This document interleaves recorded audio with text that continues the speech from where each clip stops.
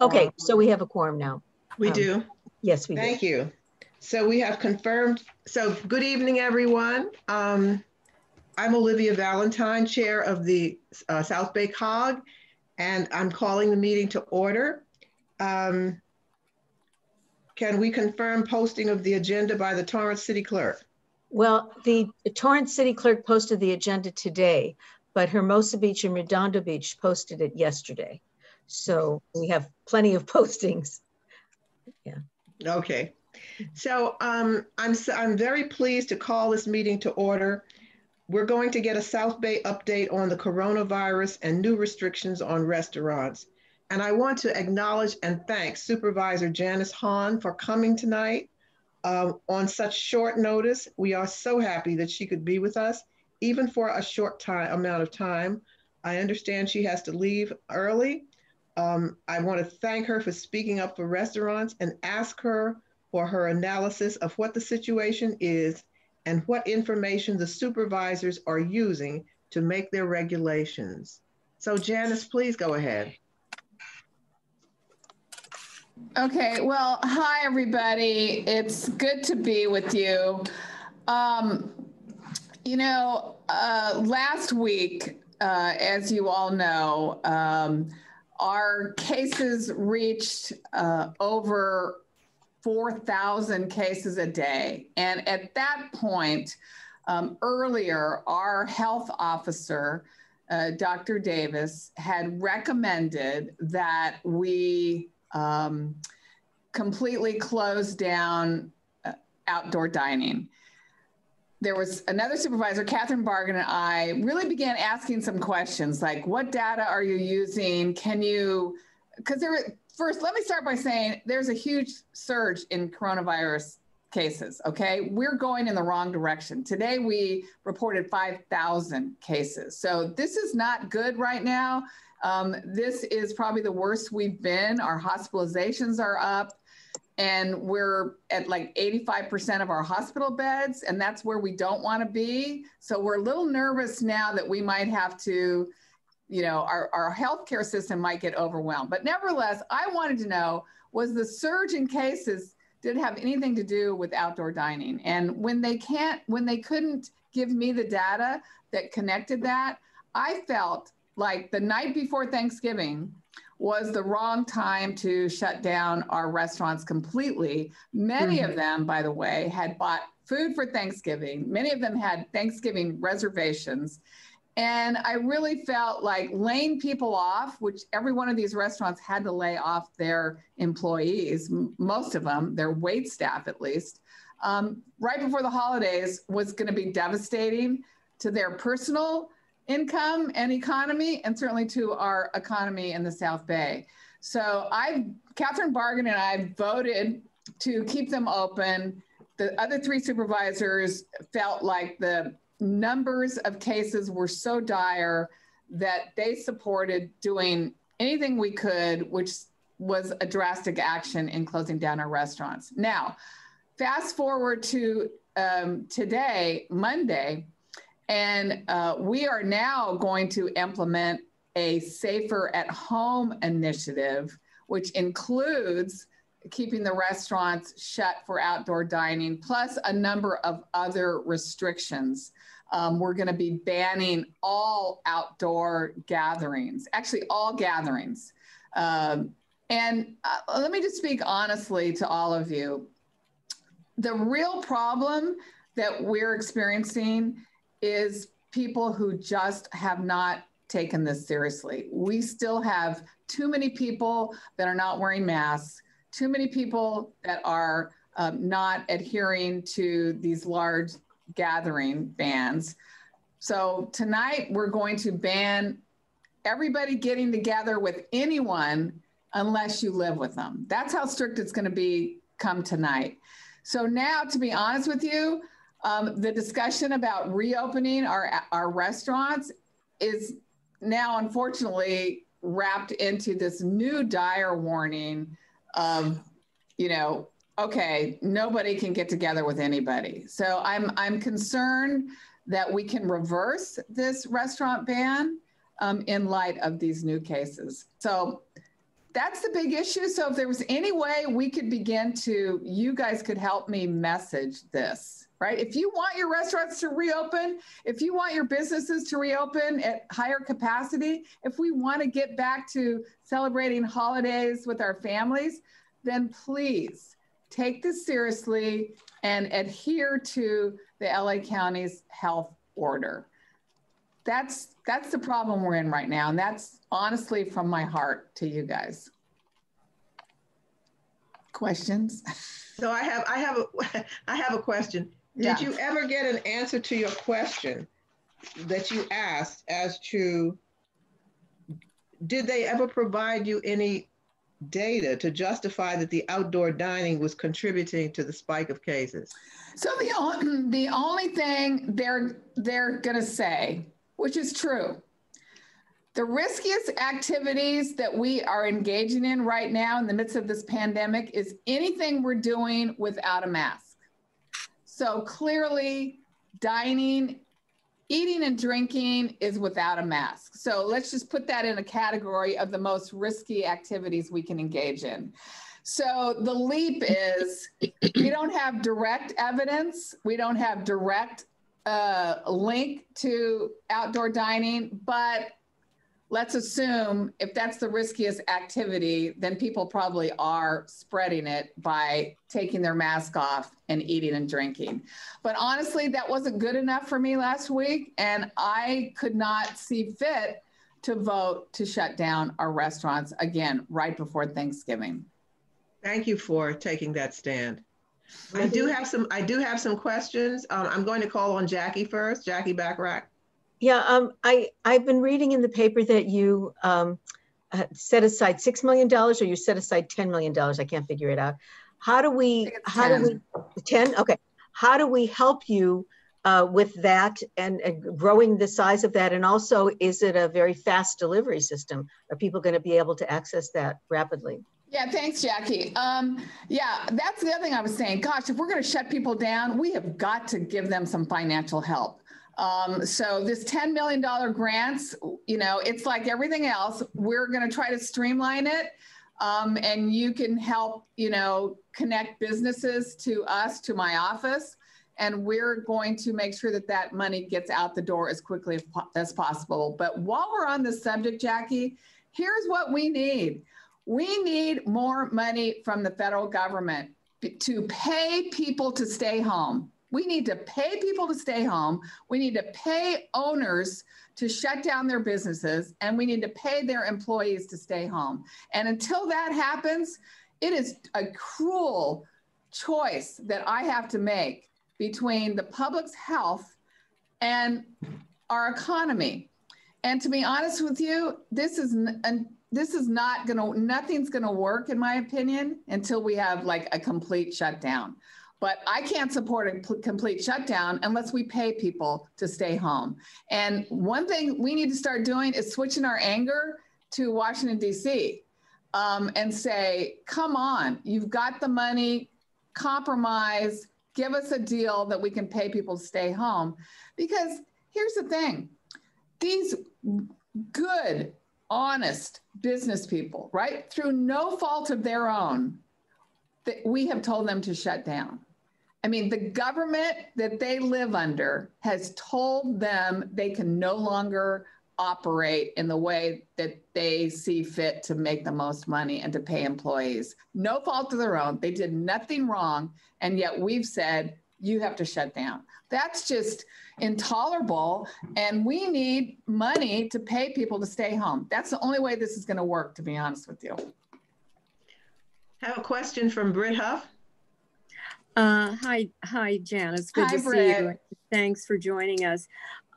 What are the chances that we could get an approach that's not just one size fits all on this restaurant thing, and focus in on the fact that, you know, many of our areas here in the South Bay are not nearly as bad as some of the areas that you know, have really provoked this whole move. Any possibility that we could get you to encourage that? So I don't know if you remember or not, but Catherine Barger and I, gosh, I want to say I've lost track of time. I don't even know what day it is. It's COVID time. I think it was like 6 months ago, Catherine Barger and I appealed to the governor to do just what you suggested. Like, can we have a regional approach in LA County? One size doesn't fit all. Certainly parts of the county are doing better than others. Can they move ahead? Can they get out of this purple tier? Can they go in their own tier? And the governor flat out rejected that idea. And he said, no, he would not accept any kind of a petition for a waiver for different regions of the county. So we were told flat out that wasn't going to work. But to be honest with you, we have regional health directors in the county of Los Angeles. We're split up like that anyway. I think it still makes a lot of sense, and we can still keep advocating for that. It might be you need to go straight to the state. So you might lobby your state folks, Al Marsuzzi, Ben Allen, Ted Lieu. Oh no, he's Congress. You might do that route, but we were told no. But I know that's the frustration. That's the frustration, is that those of you who don't have high cases don't feel like it's unfair to be in the most restrictive tier of the purple tier with all of LA County. But if the county director has the power to close every restaurant, she would certainly have the power to say, I'm going to make this based on our districts. Why do we even have to consult the state on that? Well, you make a good point. So if it was just about restaurants, that might be something. Now, she will probably argue that if only your restaurants were open, that and the rest of LA County was closed, you can only imagine what this is going to look like, right? Everybody, people coming from areas that do have high cases are now coming into your city to sit there without their mask on in your outdoor restaurants. And, I don't know if that's a good scenario either, to be honest with you. Okay. We have a question. And we can't get into a situation where we're checking ideas like, oh, only people who live here can eat here. I don't think any of us would support that. Yeah. We have a question from Drew Boyles. Hi, Drew. Hey, Supervisor Hunt, how you doing? I asked two people from the California Restaurant Association to join us tonight, and you're only on for a few minutes. So I'd love to refer my question to them, to David Juarez or to Anthony Zaller, just to hear from the restaurants, because obviously they're feeling the brunt of the pain they're on. I'm looking at Anthony now, so I'll defer to you, Anthony, or David. Sure. Thank you, man. David, I'll let you go. Sure. No, I mean, I fully understand what you're saying, Supervisor. But in another side of things, we are seeing the city of Pasadena, who have their own Department of Public Health, who are allowing outdoor dining to continue. And I know tomorrow, the city of Monrovia, Lancaster, they're also going to be considering something similar. It's a very early stages, but yeah, I mean, I agree with the questions that they've been asking. It should be more of a regional concept. It shouldn't be one size fits all. And go after those bad actors. I mean, as an industry, I think those should be penalized, but don't leave Maria's Italian Kitchen, who is here also on the call today, and Selwyn with Marmalade Cafe. Don't penalize those good actors for those guilty ones. Well, that's exactly what I brought up in my line of questioning at the board meeting on Tuesday.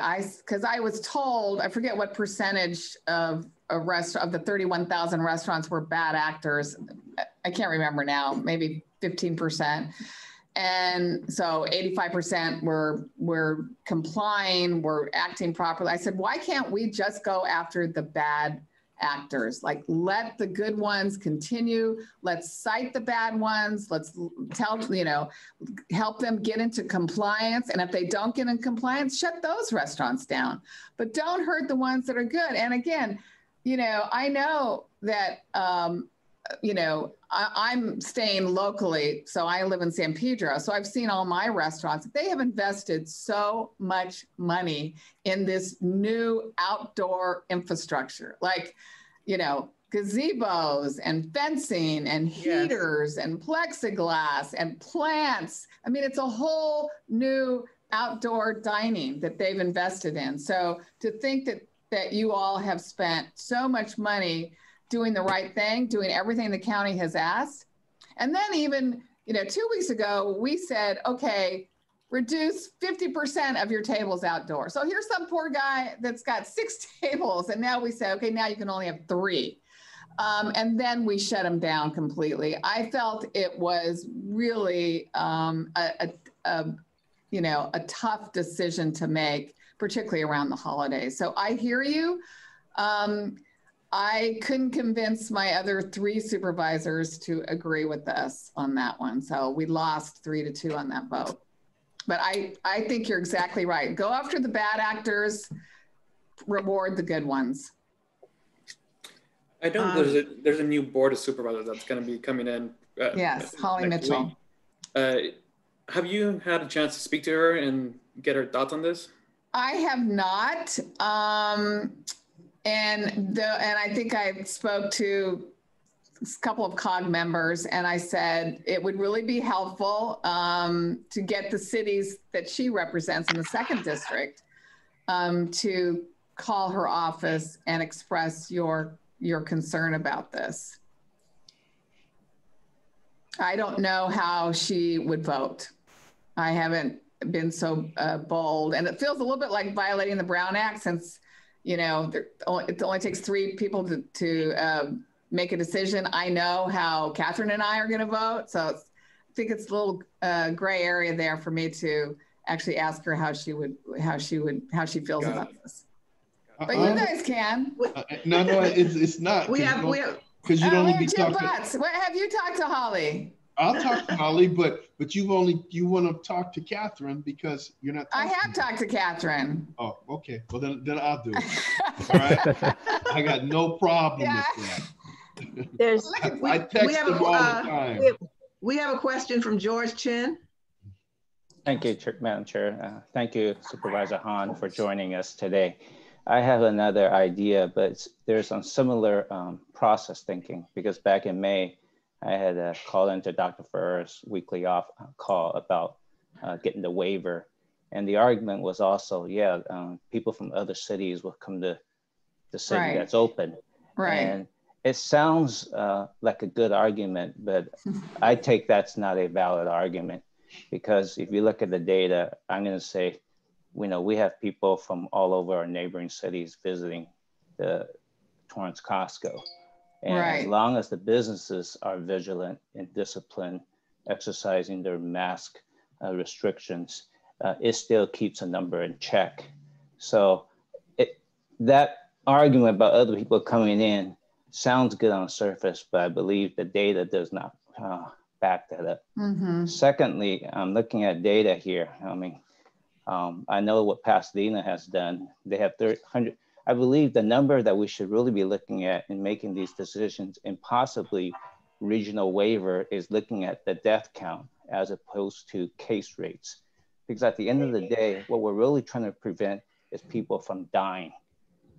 The number of cases. I'm going to stop you, because the other bigger, not the bigger issue, but the other big issue is hospitalization. Yes, and I'm getting there. I'm getting there, but I'm going by data first, so that you know that I'm not making this up. Right. So the city of Pasadena, I know that they've taken a position there. I know they have a health department. Yeah. Their death is 132 death in a population of roughly 141K. That's 0.09% of their population. That's 3 zeros and a 9. Then I look at the South Bay cities as a whole. Torrance has 77 deaths compared to our population. That's 0.05%. So we're compared to Pasadena is 0.09. The highest death in the COG is 94 in Inglewood, with the population, I just look at Google, 109K. That's 0.086%. Every city's death in the COG percentage rate based on their population is actually lower than 0.09% compared to what Pasadena is doing. If we look at our numbers as a South Bay COG, I'm pretty sure we're going to be much lower than the 0.09% that Pasadena has used. And I think we could take up the responsibility that each of the cities as local control, that we will monitor our data, we will stay in touch, and we do that regularly, at least in Torrance with Little Company of Mary Providence and Torrance Memorial. What is their capacity of ICU surge? Are they still today? Because my understanding is, I believe both of these big hospitals in Torrance are already taking in non-COVID patients. They're operating as normal as possible. Until they start switching their model, I believe we could still control our own cases here and maintain a safe operation. I believe those data provide a better argument. I look at El Segundo, Mayor Drew, he only has 1 death in his whole city.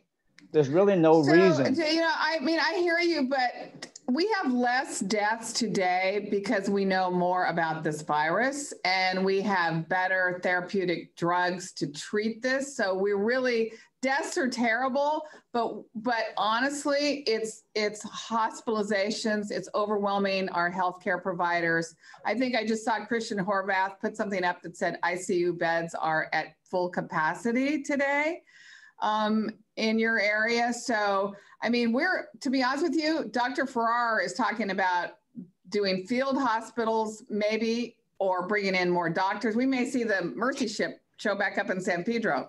So I think I guess my message is it's going in the wrong direction, folks. We are not bringing these caseloads down. And, you know, the number of people that end up in the hospital per case, that's what you want to look at. That's the number that we want to keep in front of us. And again, I'm on your side about the data and the businesses, but honestly, outdoor eating is the riskiest activity. We just all need to embrace that, because you're not wearing your mask. So there is a little bit of risk there, more than wearing your mask when you go to the grocery store or an indoor mall. But I'm on your side, but I just want to make sure we're all speaking truth to power here. Mayor Bill Brand has a question. Hey, Bill. He's muted. Sorry, I have to unmute myself. He's surfing. Anyway, thank you, Janet, for your work at the meeting the other day and standing up for outdoor dining and all that. I got to say, though, as you just said, the numbers are going in the wrong direction, and it's not helping our case. I don't, you know, there's really no answer to that other than I just got a text from Gary Olney, the CEO of Little Company, while we're on this call, and they're now up to the low 50s, and they were in single digits last month. Oh boy, hospitalizations, and that's on a daily basis. So, you know, to me, the data point really has been hospitalizations and ICU capacity, and and I'm all for allowing outdoor dining as long as it's done safely. And I think it really does have to address the bad actors. But, you know, the optics right now are not going in our favor for that. And you're right. I don't think they're going to get better. And I think when Holly Mitchell gets up there in 3 weeks, I don't mean to throw cold water on things, but I think the reality is it ain't going to be better in 3 weeks. I think we need to be prepared for that. But I think we also need to plan for, like, when things start to get better, that this idea of just keeping outdoor dining closed as if, you know, it's not even going to be discussed is really got to stay on the table. Well, you know, thanks, Bill. But you know what? This order was for 3 weeks. Right. So this outdoor dining ban was 3 weeks. So you're absolutely right. In 3 weeks, where are we going to be? And I guess that's what I feel like maybe we all need to pivot to, because I think you're right, Bill. The optics are not in your favor right now for Holly to vote differently. So in 3 weeks, can all of us get that message out to people who are still basically thumbing their nose at all of us? and are not wearing their masks are still gathering, you know, thumb their nose at us and continue with their Thanksgiving plans. Like, I canceled my Thanksgiving plans. I was alone all day on Thanksgiving. I mean, I was okay. I had a lot to be thankful for, but there was a lot of people that went, forget it. This is a holiday. These are our traditions, and by golly, we're going to do them. And I'm afraid, maybe not, I'm afraid in 3 weeks, we're going to see the impacts of people getting together for Thanksgiving. Yeah, well, you and Newsom's getting ready, it looks like, to come back with tougher orders. And yes, he indicated that. I'm still all in favor of the outdoor dining as long as I we adhere to the rules. But anyway, I am too. Thank you. And that was. Thanks for coming on, and thanks for everybody else for coming on. This is important. Christian Horvath has a question. Yeah, I just wanted to make a couple anecdotal statements that I made to the exec board when we decided to call this meeting last week. And so full disclosure, my wife is an emergency room physician at Little Company. And so that information that I put up in the chat was something she shared with me earlier today, because we watch the numbers on a daily basis here for everything. And I will tell you this, she's going in for her shift tomorrow morning, and she's just full of anxiety about you know, what she's going into, because it just continues to get worse and worse from her perspective in the ED. You know, week over week. So last week, the number of COVID cases that, you know, came back positive to her, you know, had quadrupled from the week before, right? So, and the statements that I made to my colleagues were similar to what Bill just said and the supervisor said earlier, right? That we can have this conversation. None of us clearly wants to see our businesses hurt. But the truth is that the scale is tipping in the wrong direction, and it's only going to get worse. And then clearly, you know, the order came in, you know, after we chose to have this meeting, you know, on Friday, that it was going to change today to a tighter lockdown. So, you know, at the end of the day, the one thing my wife would say, she's also a trained epidemiologist, is as it relates to outdoor dining, the supervisor did mention it's really just about spaces where people are unmasked, you know, right. That's really, you know, so even with good actors, right, the restaurants that are really enforcing the social distancing or whatnot, people are still putting themselves and or the employees of the restaurants or the restaurants themselves, you know, there is an absolute, you know, chance that there could be spread there. That's really what we're looking at. Right, there could be. Yeah, so it's a crappy situation for everybody, but I just wanted to share that perspective from the medical side, which I just have an intimate, you know, dialogue with every day here at my house. Thanks. Thanks, Christian. And Janice, thank you so much for your time. I have another question. Do you have time for another question? I do. I have about 5 more minutes. All right. We have a question from Eric Allegria. Hi, Janice. Thanks for joining. Good to see you. Good to see you. Well, I appreciate the discussion tonight, and certainly for the COG to bring us together. And I have a full disclosure, I work for Providence myself. So actually I work with the 12 hospitals throughout Southern California. So I do get regular updates. I think everything that's being said is certainly true, and we are trending in the wrong direction. I don't think that changes my thinking, at least personally, that we should continue to advocate for 6 months earlier this year, related to getting more, using our service planning districts and getting more localized control to help us remedy and work through solutions to you know, reopening in a thoughtful and prudent manner. So what can, I guess, 2 questions. One is, what can we do aside from directing our advocacy towards our state representatives? Any other thoughts that you have on what we can do as a COG to continue the message that we think in a county of 10 million people, we should be able to localize our solutions? Real quickly, second question is, any new updates on the schools reopening? I know that we're seeing sort of slow, steady progress on some of the early grades, at least in the peninsula, but that's a tremendous concern.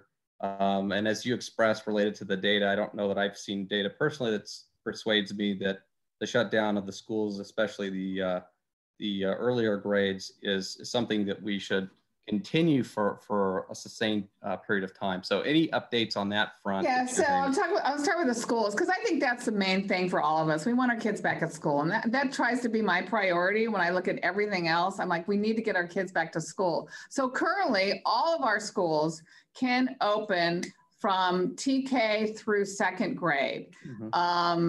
That's a matter of applying, for a waiver, and everybody's getting it. So you can bring back all of your kids from TK through 2. We can also bring back on campus any kids that the school district feels need special attention. So kids that just are not doing well virtually online. And that could be anybody who has special needs, to English learners, to just kids who we know need some extra help. And again, county is not denying, I think, any of those either. So there's a lot that the school districts can do right now. Now, many of them have not necessarily brought as many kids as they could back on campus. A lot of it might be because of their teacher unions who have not been as excited about going back on campus before they feel like they're safe, because many of our teachers are in high risk categories. Many of them are older. Many of them probably already have, hypertension. Who doesn't have hypertension if they're a teacher? So a lot of them have been hesitant to embrace coming back to school. I've heard from some teachers who just say, we're not even talking about going back to school till January.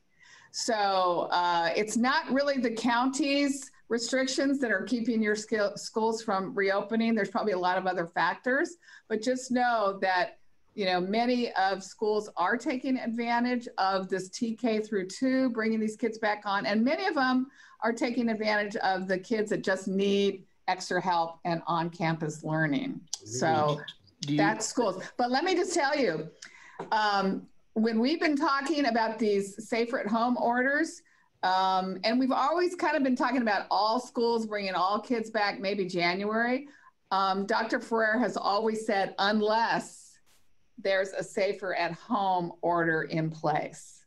So come January, if we can't get this under control, there might be a stricter safer at home, which might prohibit kids from going back to school. I think we'll have to advocate against that. I think we'll have to do everything to get our kids back into schools. But I appreciate the comments. Do you see from where you are, your purview, an acceleration in that reopening? Of schools? Of schools. I see acceleration if we can get this case. I think everything is dependent on us getting these cases and these hospitalizations down. So all of your advocacy, all of your messaging needs to be targeted towards getting people to actually do this stuff. If people actually did this stuff, we would be okay. Businesses could reopen, restaurants could reopen, and kids could go back to school.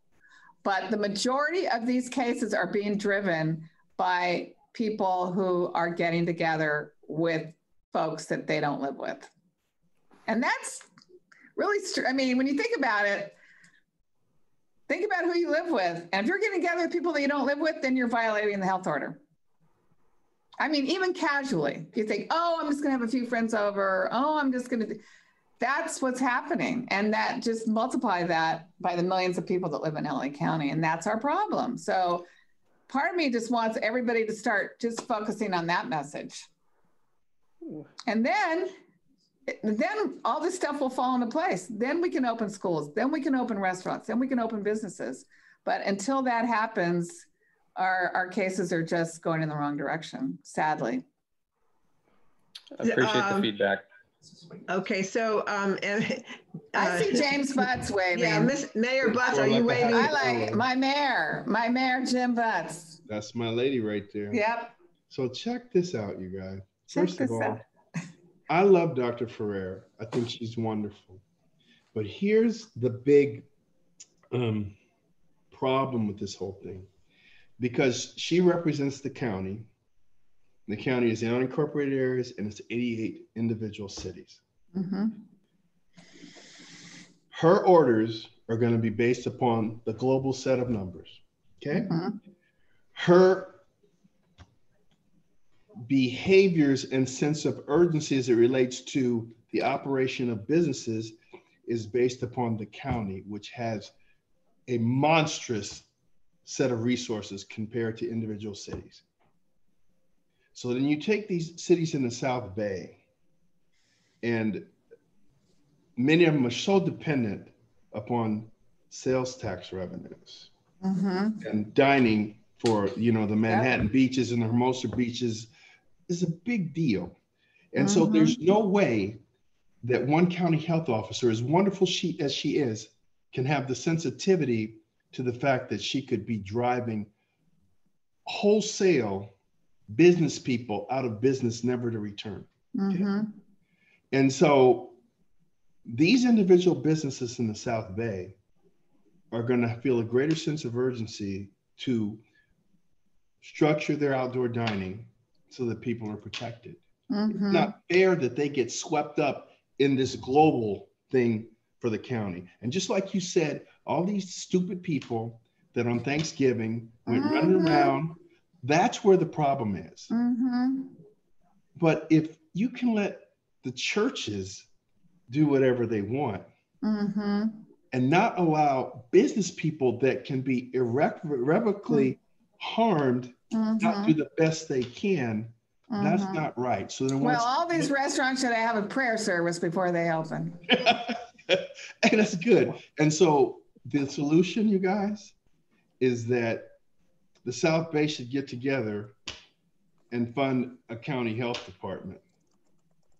And then we are in charge of our own destiny. So that's and short of that, Mayor Butts, right? I mean, I did not use the word stupid, but short of that, that's what your guys' message should be to all your cities, right? Come on, you want this to happen. You want, because you are exactly right about Dr. Farrar and Dr. Davis, who is our health officer.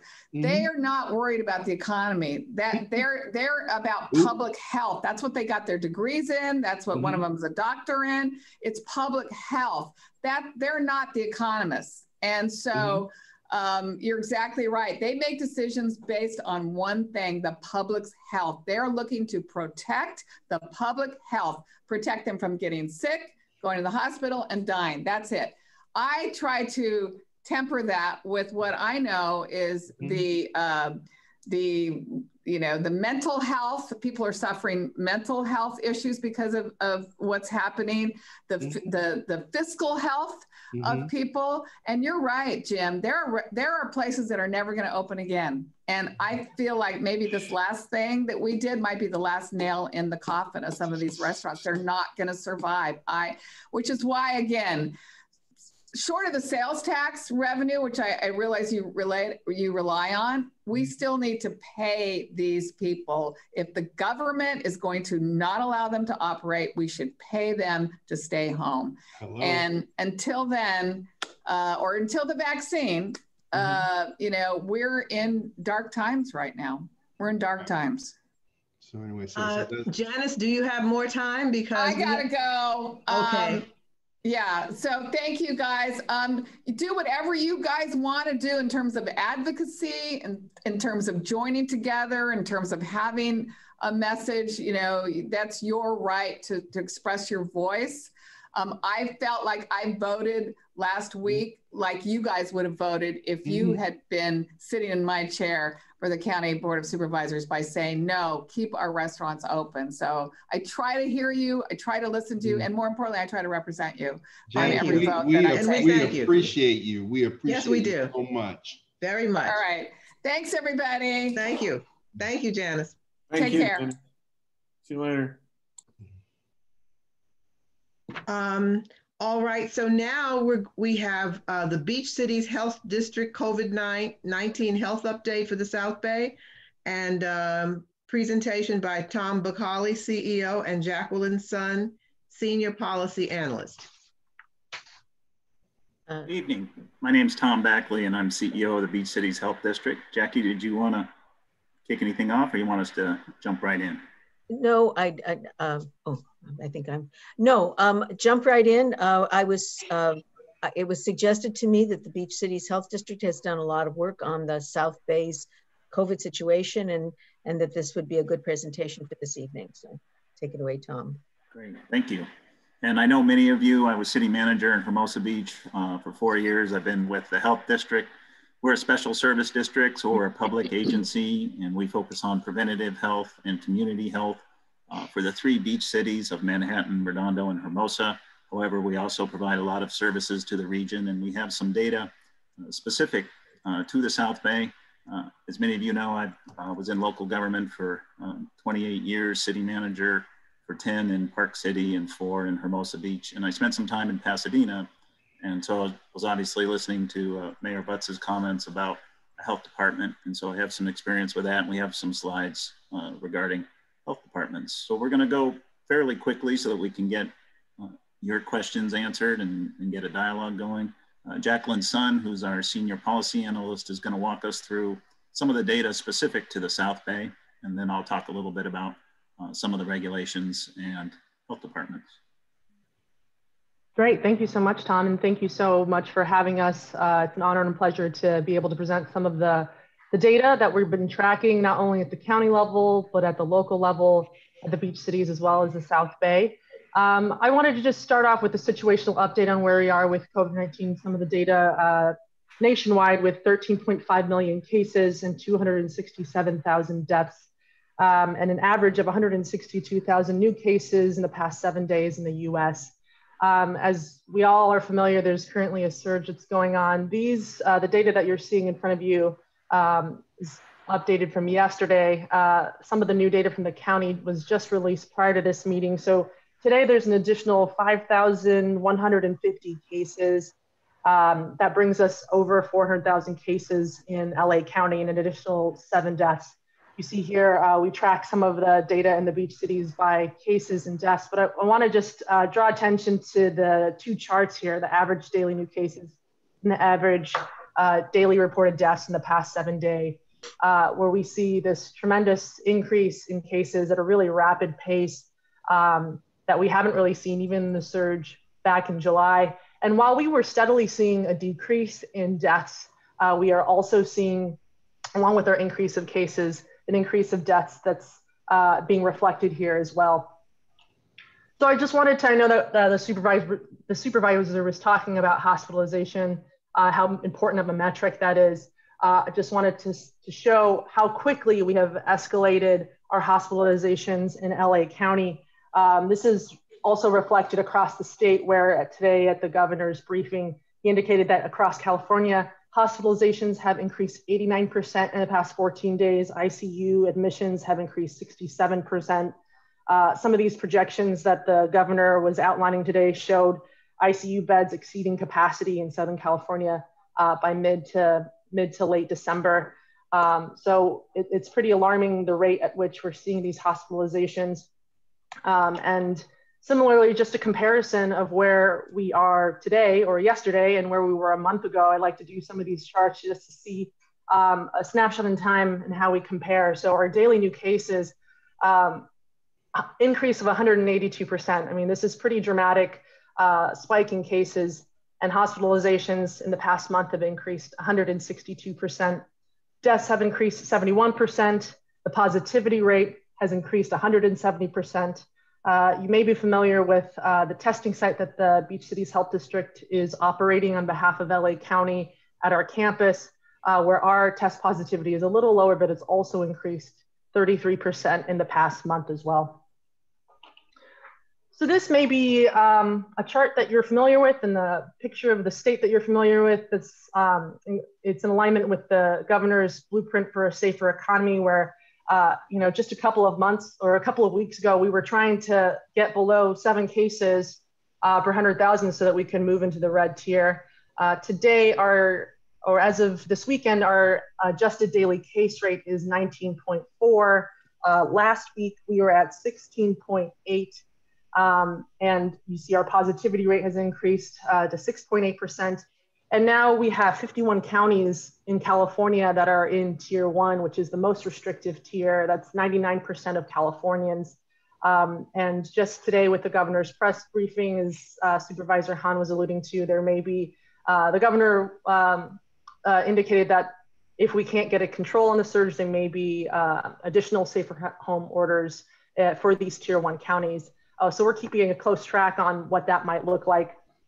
But I wanted to share some of the data that we're tracking in the South Bay. This doesn't encompass all of the cities in the South Bay. We're focused on the beach cities, but wanted to have some comparison points here. This is cumulative cases per 100,000 in some of the South Bay cities, where to orient you to this graph, the black line is LA County as a whole. We see right below that Inglewood in orange and Hawthorne yellow.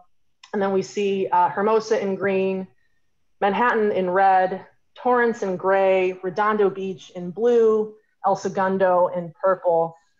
So we have some cities in the South Bay that are tracking at close to what the county is as a whole. And then some that are doing better. I think that the county, and Dr. Ferrer speaks to this issue of social determinants of health and how certain communities have carried the burden of the disease more than others, just based on how many people need to be essential workers based on their exposures or access to testing and healthcare, pre-existing conditions, some of those equity issues where certain communities are impacted a little bit more than others. We definitely are seeing that.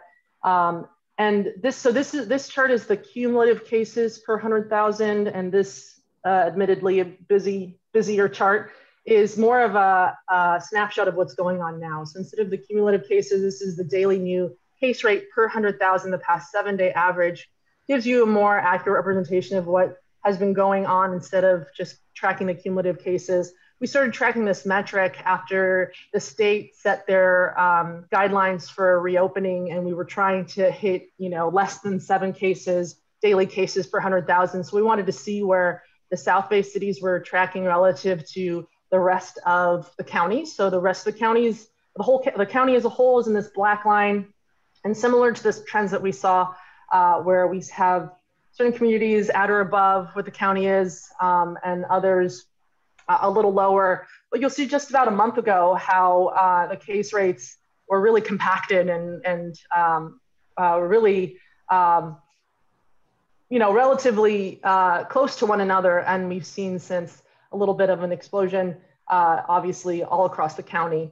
And so this is just where we're tracking right now in terms of our daily case rate.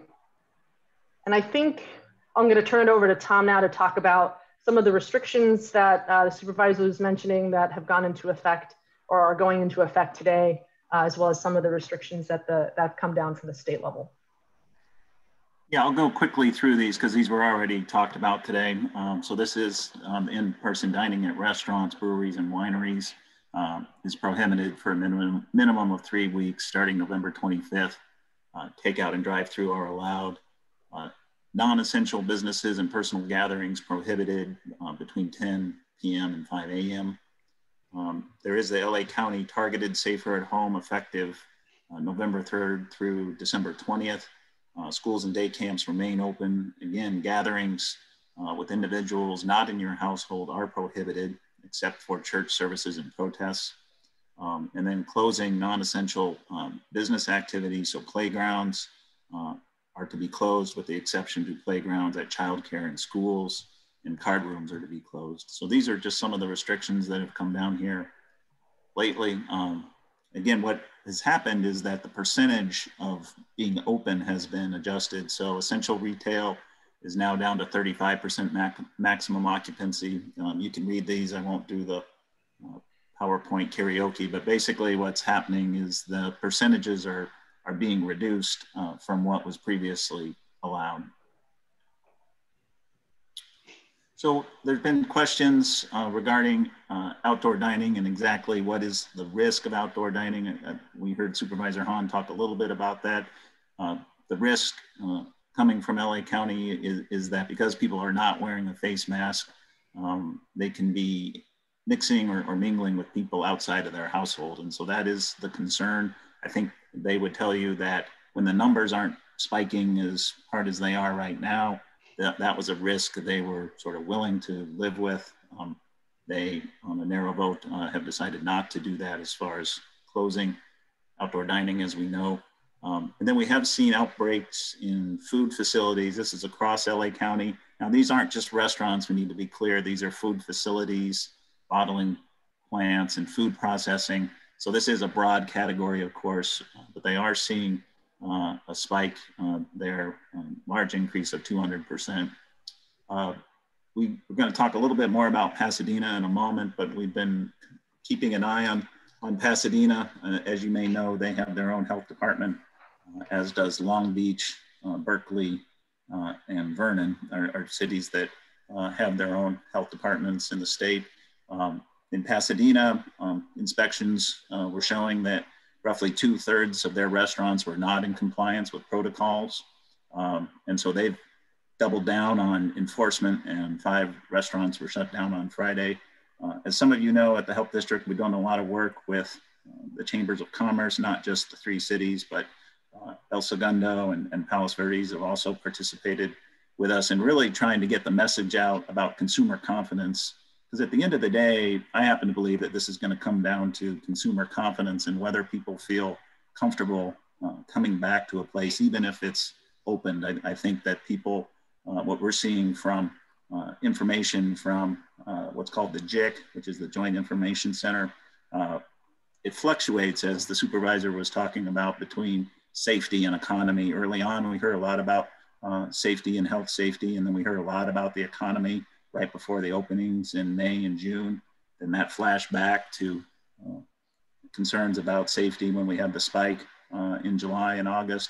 And haven't seen the latest data yet, but I would imagine that consumer confidence is trending back towards a concern about safety right now. But it's been a push-pull between the economy and safety, and we've seen that throughout the pandemic. So one of the things that we wanted to make sure everybody in the South Bay was aware of is that there is testing continuing at our site in partnership with LA County. So that's at the old South Bay Hospital on Prospect and Barrel. You can get an appointment by going on to the LA County testing website, which you see there, covid19.lacounty.gov. And you can get an appointment. Prior to a couple of weeks ago, you could get a same-day appointment. You may need to get an appointment a day or 2 in advance, or if you absolutely need a test right away, you can drive up and you can get a same-day appointment. We set a record today with 673 tests. A month and a half ago, we were averaging around 300. We've been consistently over 600, and this is the highest day that we've had today, was over 670 tests. We also want to make sure, again, we serve the 3 beach cities, but we're a resource to everyone. And so we want to make sure if you have questions or concerns, this is our referral line at 310-374-3426, extension 256. If you have any questions about COVID or your constituents have questions, we're here to help, and we staff those numbers. And again, just giving a plug here, this is one of the things that we're doing is Safe in the South Bay series. This is something that's caught on, and again, not just the 3 beach cities, and happy to be a resource. This presentation is available through the COG. So we have a seminar coming up on December 9th. And so we're doing a lot of work around mental health because that's going to be sort of the next, currently is one of our largest concerns, and we see that continuing. We're going to talk briefly about vaccines. That's obviously some good news. We want to make sure that we're focusing on what's next with vaccines. So real quickly, we are seeing some promise with a couple of vaccines. I won't read all of this. The short answer here is that they're showing to be very effective so far with these 2 tests, or these 2 vaccines and tests that they've been doing. They do need to be stored at very low temperatures, and so distribution will be tricky and will be dependent upon ability to keep them at very cold temperatures and having specialized equipment to do that. They do require 2 doses, roughly 3 to 4 weeks apart. And so you can see again the looking at 50 million of the Pfizer and 20 million of Moderna coming in to the U.S. And we really think that vaccines is going to be sort of the next big area. I know, believe me, as a former city manager, I know the pressures from the business community and keeping the beaches open and the parks open. We've seen it a little bit around testing. I think that vaccines is going to be the area where people are really going to be concerned when those become available. How do they access vaccines? And so that's something that perhaps we can talk more about, how we can help a COG or whomever. What we see with vaccines is it's going to be similar to the way in which testing was done. So you can just see this chart that basically is going to be available to people on the left there that are first responders. That's who's going to get the vaccine first. Phase 2, you're going to see a larger number for people that are at risk. It'll be a broader network, but again, people who are more at risk. And then as we shift to routine recovery, it'll be available for all. When you look down at the bottom, there's that flow chart there. The vaccines are going to flow from the federal government to the state, and then they're going to split. They're going to go to multi-jurisdictional entities like large hospital entities, and then to the counties, and then will be distributed throughout the county through what are called MPODs or medical points of dispensing. Many of you are MPODs. That's something that you need to be registered through LA County in order to actually dispense vaccines. And so I know many of you are already registered as MPODs, and that may be something that you may want to double check with. And then there will be local enrolled vaccine providers as well, where we're going to focus at the health district is on those two, the partner with the private sector and the hospitals, if you will, for vaccine distribution. And then we're here to assist with distribution, what I would call sort of public distribution of vaccines through the counties, through these MPODs. So we've been getting lots of questions about a health department, and Mayor Butts mentioned it. So we just wanted to put out some of the information about that. Here's the Health and Safety Code section 1276, Title 17. So these are the things that are required. Again, I won't read this, but you can see a lot of things such as health education programs, that collection, tabulation, medical, nursing, educational, and other services to promote maternal and child health, public health laboratory for populations of more than 50,000, chronic disease prevention, occupational health promotion, and then public health nursing services. I sort of picked those ones because those are the ones I can remember from 25 odd years ago when I was budget director in Pasadena. And we'll talk a little bit about how Pasadena is funded here in a moment. But these are just some of the services that would be required if you're going to establish a health department. So obviously, we just, again, this is just us providing some information, doing some research.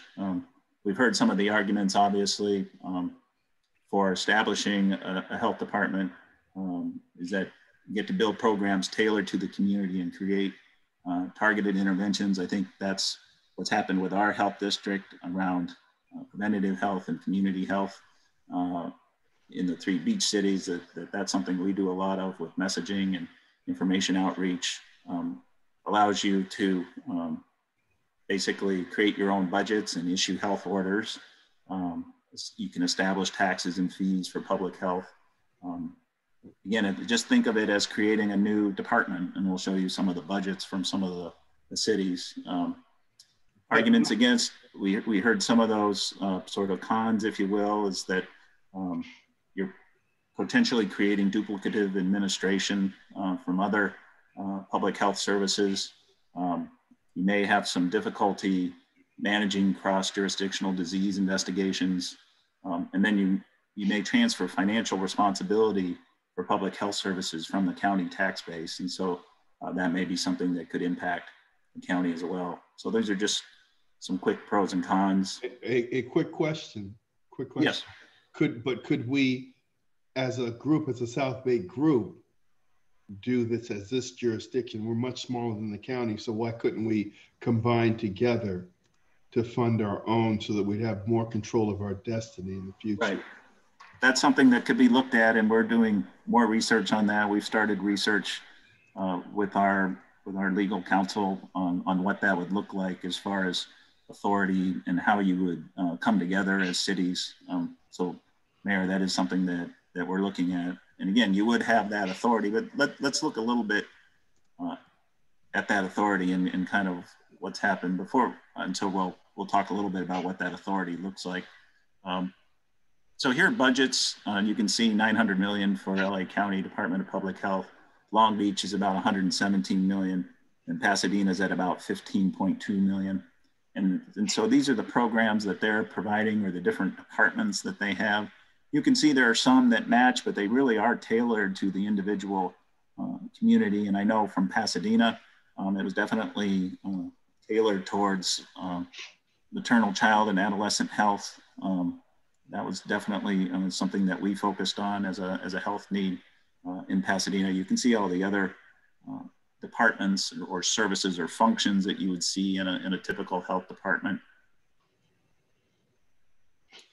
So one of the things we wanted to do is just sort of go back and look at, okay, what did these other health departments do, and how did it compare to what LA County was doing? And so this issue with outdoor dining is the first time that you've seen Pasadena or one of these other health departments vary or differ from what was happening with LA County. And Long Beach has not allowed outdoor dining. They have followed suit, if you will, with LA County. And so this outdoor dining issue is the first time that you've seen one of the health departments do something different as far as controlling their own destiny from what was happening at the county level. And so we just wanted to point that out. But again, you would have that ability to do that. Okay. So that is a very quick overview where we didn't highlight some of our programs around messaging or Safe in the South Bay. We wanted to tailor it to what we thought you would be interested in, and happy to answer any questions you might have or set up a time when we could talk further. Tom, thank you so much. You and Jacqueline, we really appreciate it. Very informative. Unfortunately, I'm going to have to leave, but Mayor Drew Boyles will take over for me. And thank you very much for your time and very, very informative discussion. Thank you, Madam Chair. Let's open it up for questions. I know Mayor Butts already asked one. Is there anyone else? I'm looking at the raised hands right here under participants that has a question for Mr. Bacali or Ms. Sun.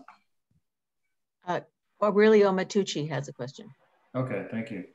Yeah, Aurelio. Thank you so much. Aurelio Matucci, City of Torrance. Great presentation. I really appreciated all the information. I have a question about the actual data that was used, and what are we doing as a, I guess as a whole to fight, bad data, bad decisions, in my opinion. But of course, the authority is given to one individual, in this case, Dr. Ferrer. But I truly believe that the data that's being used, it might be a little faulty. Now, correct me if I'm wrong. I believe some of the, most of the cases are actually not necessarily pointing at outdoor dining. They're actually pointing at other facilities such as government buildings. Now, one report that I saw actually said about 3%, a little over 3% was reverting back to outdoor dining, but upwards of 7% of the new cases were in government buildings. Can you elaborate maybe a little bit on that, if I have faulty information or not, and why aren't government buildings shut down versus outdoor dining? And Jacqueline, you want to start with that? Yeah, I think that some of the data about where the outbreaks are happening are based on, if I'm not mistaken, just when facilities, restaurants, retail, when they report their outbreaks, they're required to do so after there are 3 or more. A lot of times this happens when it's employee based, right? Because it's hard to know if you're a patron, if that contact or that exposure is from a specific place. But the outbreak investigations are done in mostly mostly relate to the employees that are there as opposed to the patrons. And so there's not really good, it's hard to really pinpoint where point of exposure is in order to say that X percentage of these cases are associated with, being at a specific location, which makes sense that, you're seeing more happening in different work sites, right? Because a lot of those exposures are happening either at work sites or at gatherings where people can kind of pinpoint back to what those things are. So it might not be an accurate representation of how many people may or may not be contracting COVID from an outdoor dining experience. I just don't think we have, I don't think that data is available, if that makes sense. So if that data is not available, then what bases are we closing? I mean, I know we're not I say we as a county, right? What bases are we closing outdoor dining versus, let's say, Costco, for instance, to where I understand the whole mask, not wearing a mask while you're eating, but to me that seems to be an argument that's out the window, considering that we've already established that if you're 6 feet apart, then you're relatively safe, right? And outdoors, relatively safe. So nothing really changed from that aspect. So let's say just just a week ago or 2 weeks ago, it was deemed safe to eat outside, but now all of a sudden it's not deemed safe to eat outside, but yet we have no data to proves that there was any change. I do understand the spikes, but the spikes could be related to a lot of different things. Could be colder weather, more people inside. I mean, a lot of the decisions I think are hypothetical, and I really do think as a whole, as an organization, we should be pushing back a lot more than what we are now, because a lot of businesses are really being destroyed, a lot of them permanently, and it's truly sad. It is, so, and I appreciate that, and I guess my 2 cents on that is you're right. It is hard to come up with the exact measurement. I think where the county is coming from is this is the first emergency that I've been involved with. I've been involved with a few that is related to people's behavior, and a lot of times if there's a fire or a flood or an earthquake, you address it. This one is related to people's behavior, and I think the county would tell you that they probably weren't real comfortable opening outdoor dining in the first place, but they saw that the numbers were low enough to kind of take that risk. And now with it spiking, it's just not a risk that they're willing to take from the health perspective that was discussed, as opposed to really looking at a balance between health and the economy. It was a split vote, 3-2, with a 3-week trigger on it. So that's one that's going to be revisited, I think. Again, I struggle with it as somebody that's only been in the health field here for 4 years. I see where they're going, but I also see the practical issue that you have as a city council member or mayor. And so we're looking for balance. I think right now the best way we can go is messaging and really get the word out that if we want this to change, then we should change our behavior. And I hope people do that. And as Mayor Butts was saying, we should start researching what makes sense for us as the South Bay. Mm-hmm. Thank you both. I'm going to go to John Cruikshank and then Britt Huff after that. John. Thanks a lot, Drew and Jacqueline and Tom. Thanks for being here tonight with us. Up in Rancho Palos Verdes, I'm trying to figure out where we kind of fit in the world of these health districts. We're not a part of the Beach City Health District, as you know. And we've looked at the county, and the county actually has what they call service planning areas. And on their website, they even talk about that there's actually been divided into 8 geographic areas. And they say that these districts allow the Department of Public Health to develop and provide more relevant public health and clinical services targeted to the specific health needs of the residents in these different areas. But in this current crisis we're in, as you can see, every one of the cities is represented here because we all kind of feel like our hands are tied, like we can't do anything.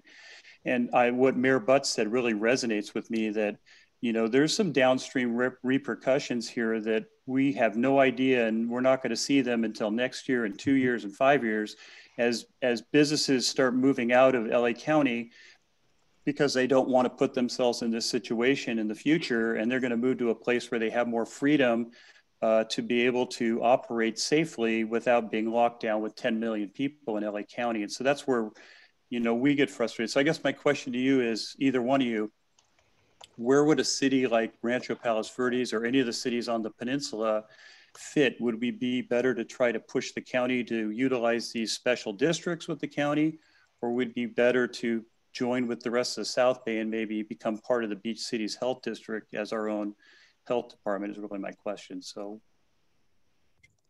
And Jacqueline, jump in on the service areas. I think those are really to tailor specific health services. You saw from the chart that between the different cities of Pasadena, Long Beach, Vernon, they all have different needs and different services that are provided. And so I think that's the goal of those districts that the county's talking about, that even if you were a district within the county, like the county's talking about, you would be subject to the health order of LA County. As far as the health district goes, we're looking at what our role could be as a health department and what that would look like, not just for the 3 beach cities, but if there was a more regional interest, we're here to talk about that and see what that looks like. And that would include everybody in the COG as far as I'm concerned. But again, that would kind of be up to the COG and what you all would be thinking. Okay. All right, thanks, John. Mayor Butts, we're gonna go to Britt. Council member Britt Huff, and then we'll go right back to you, Jim. I think you have a question, right? Okay. Britt, you're up.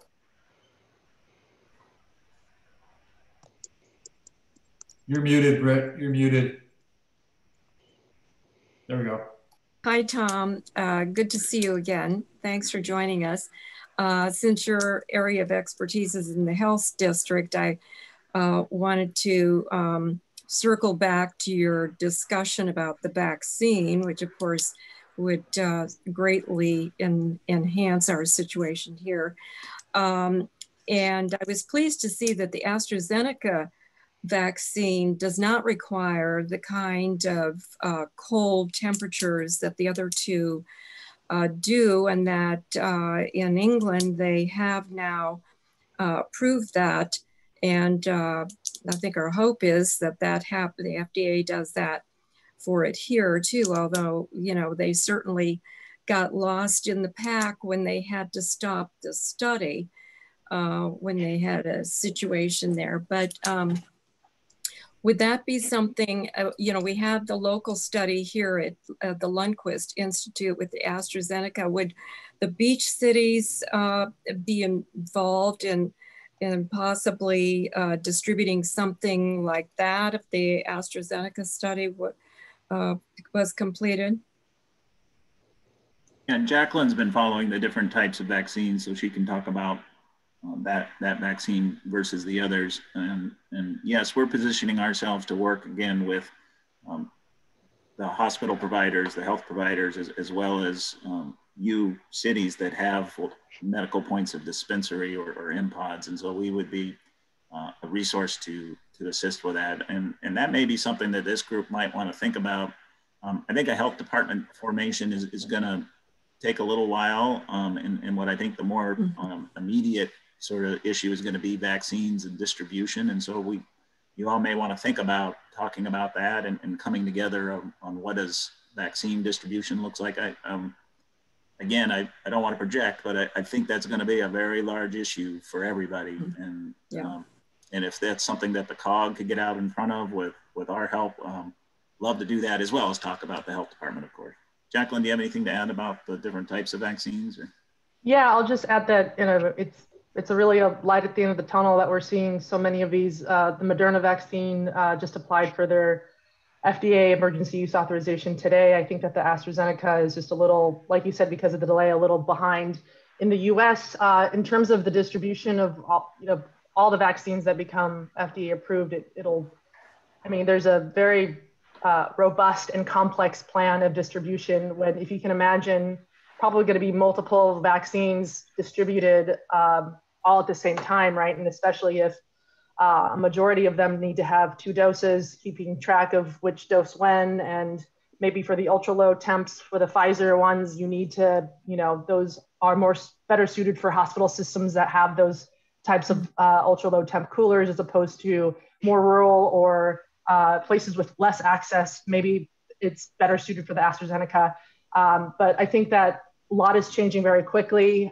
There's a lot of things that are happening. At least I know that in LA County, a lot of it is going to be dictated by the State Department of Public Health and them mapping out what the need is. And obviously it's going to be broken up into phases where the first phase, even phase 1, is going to be broken up into phase 1A, phase 1B. And right now they're working on finalizing who fits into which categories, because obviously there's going to be more people than there are vaccines in the very beginning. And so prioritizing that with an equity framework, making sure that we're getting those vaccines to the healthcare workers and the older adults in highest need in congregate settings, and then to the essential workers before the general population. So it's a very robust plan. It's a very complicated system. There's lots of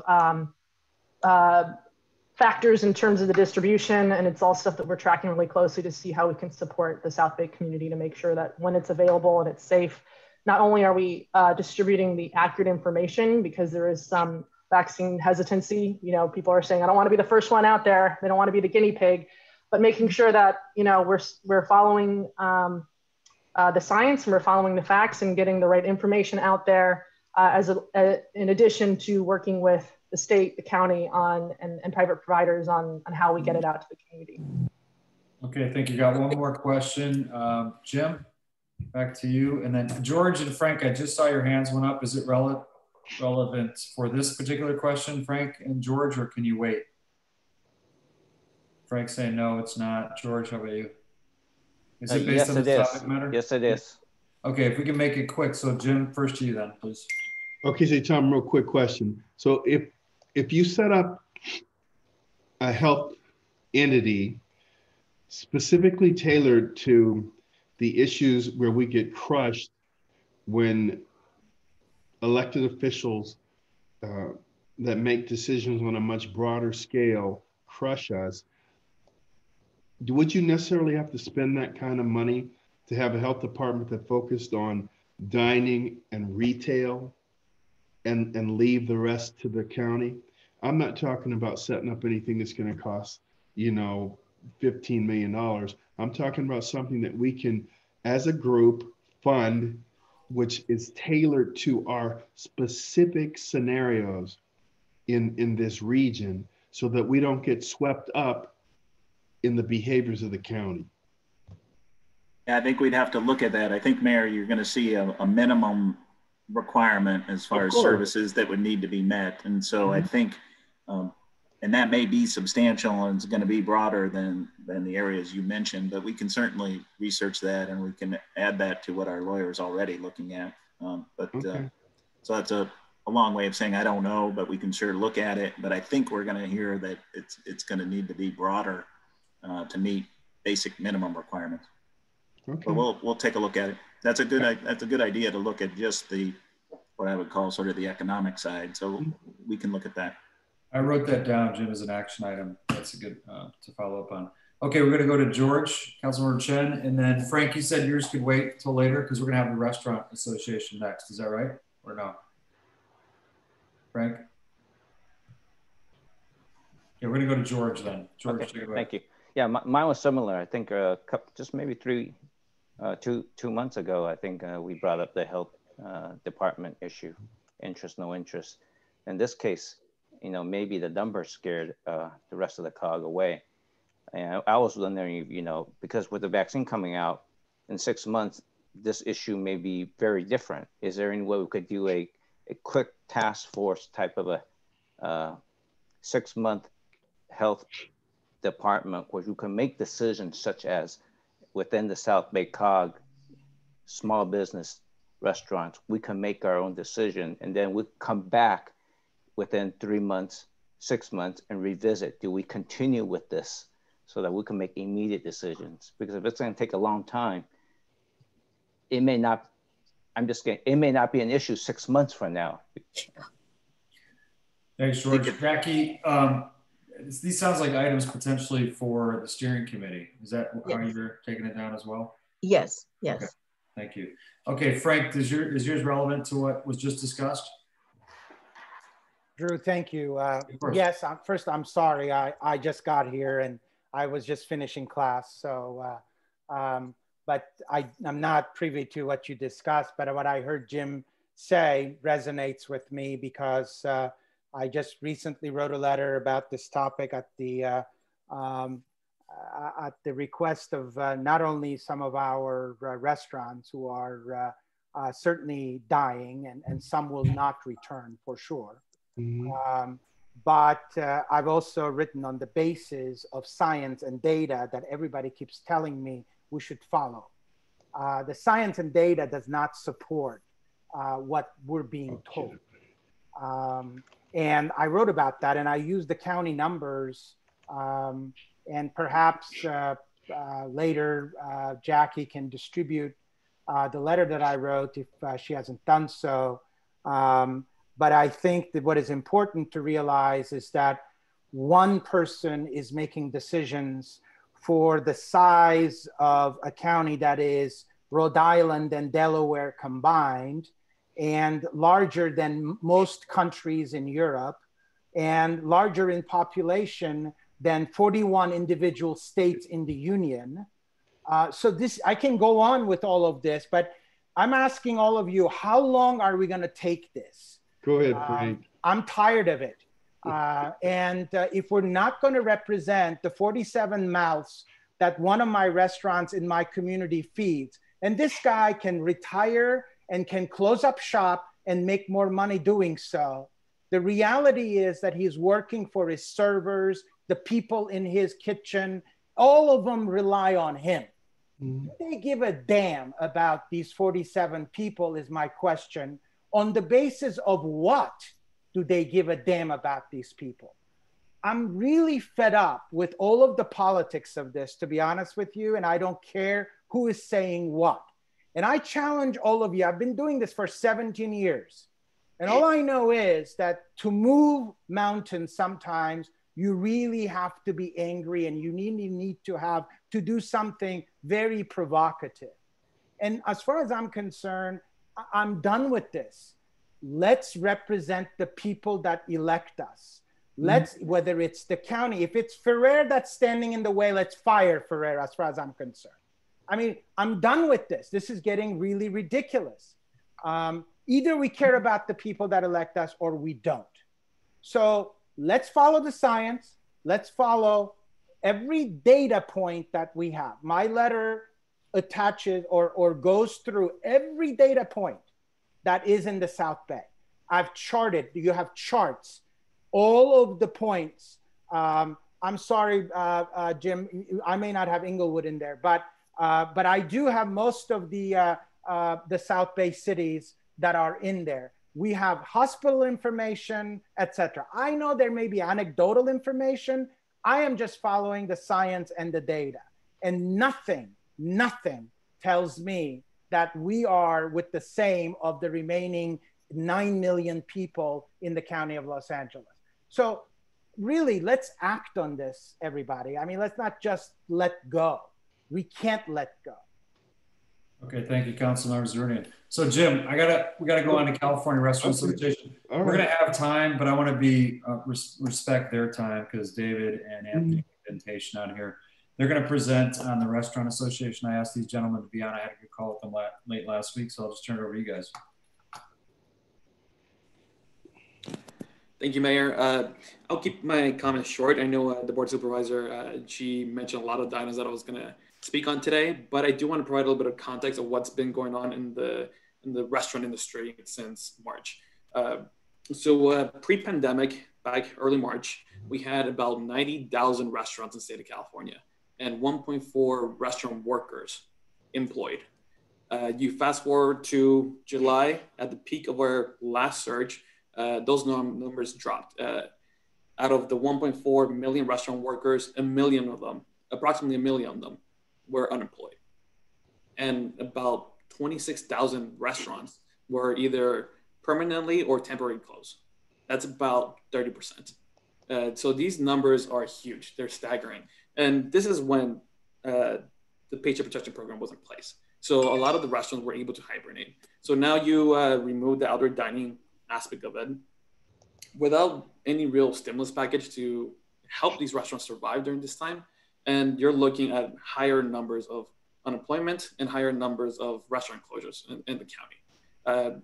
As of July 2020, I'm looking at the numbers right now, out of approximately 31,000 restaurants in LA County, 7,500 closed permanently, 7,500 closed temporarily, and the remaining approximately 16,000 were operating in a more modified basis. A lot of them were just doing takeout delivery, and some who had the funds to modify the restaurants to do outdoor dining, they were able to do it. But now that's no longer a viable option.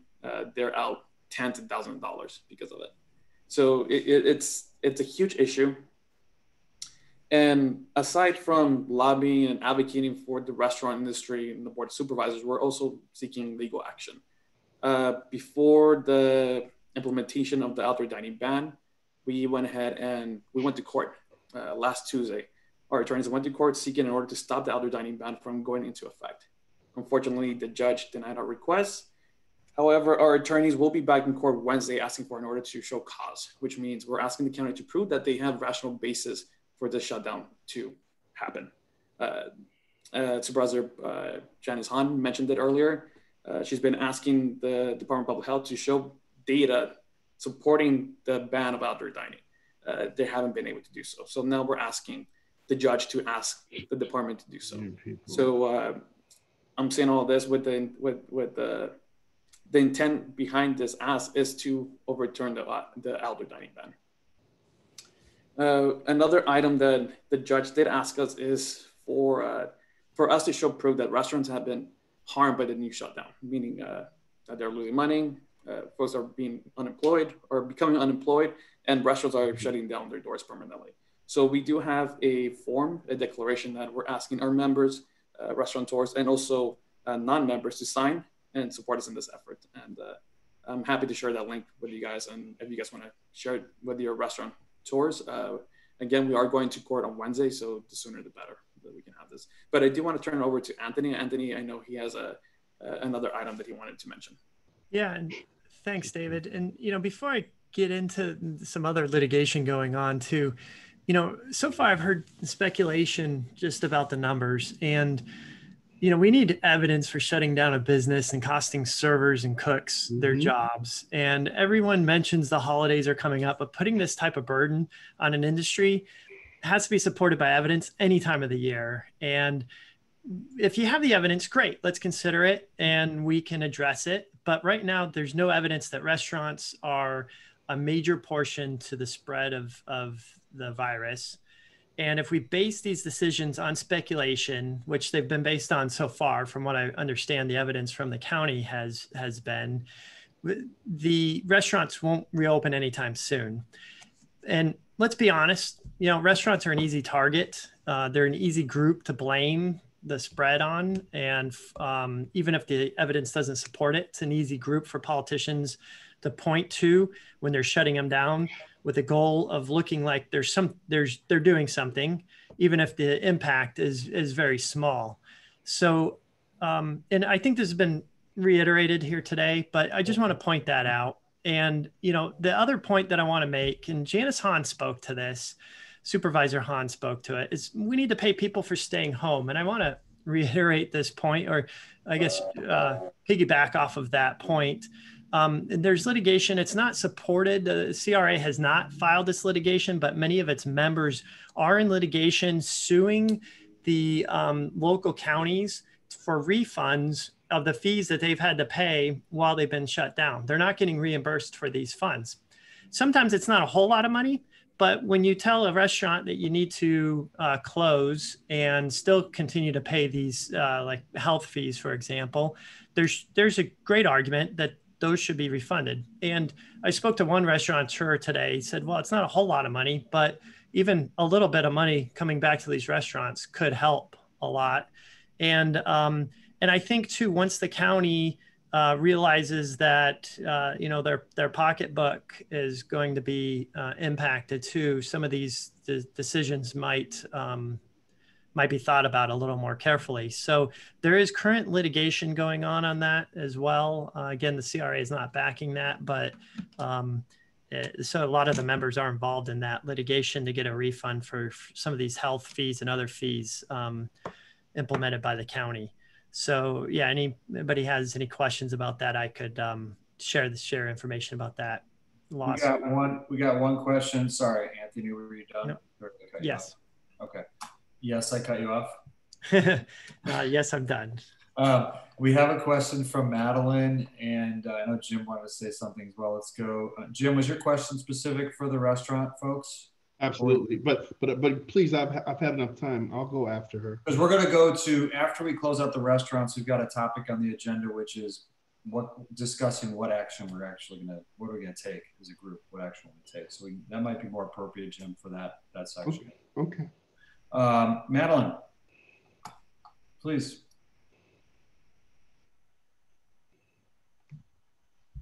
Did we lose her, Jackie? Madeline had her hand raised. I don't see it.